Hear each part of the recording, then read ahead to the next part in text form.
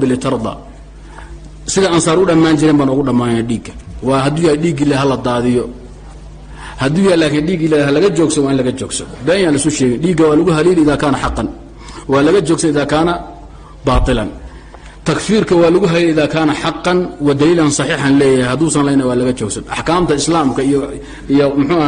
قضبضة يا مواضيع الدين ولا ضواقي هنجبات دي دقدقتي اللي لقى جوكسو ما هي دليل بارك الله سارة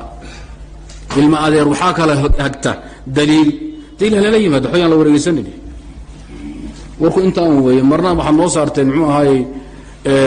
inaysid mar hala taageero marna waxa noo saarteen hala taageero muxuu ahaayay Cabdiqaasim Salaad mar hala taageero muxuu ahaayay Ali marna hala taageero muxuu inay mar hala taageero Daawud Ahmar waxa ka dambeeyay muxuu ahaayay ina ilay siinay hala taageero mar waxaan soo lugoy ina Ibrahim Cigaal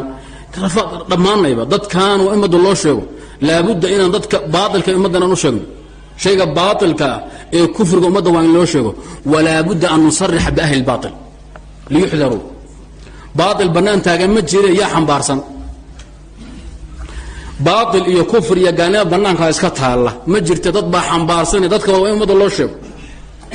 xaq banaan taagan ma jiro dad baa wado matalaya وجودك خارجي marka laga hadlay ayniga dadkii matalahay umada waa in loo sheego say uga digtoonanayaan kufri baa jira murtadiin baa jira mushrikiin baa jira war xaqee war baasha dhig hawareejinina dhulka soo dhig baasha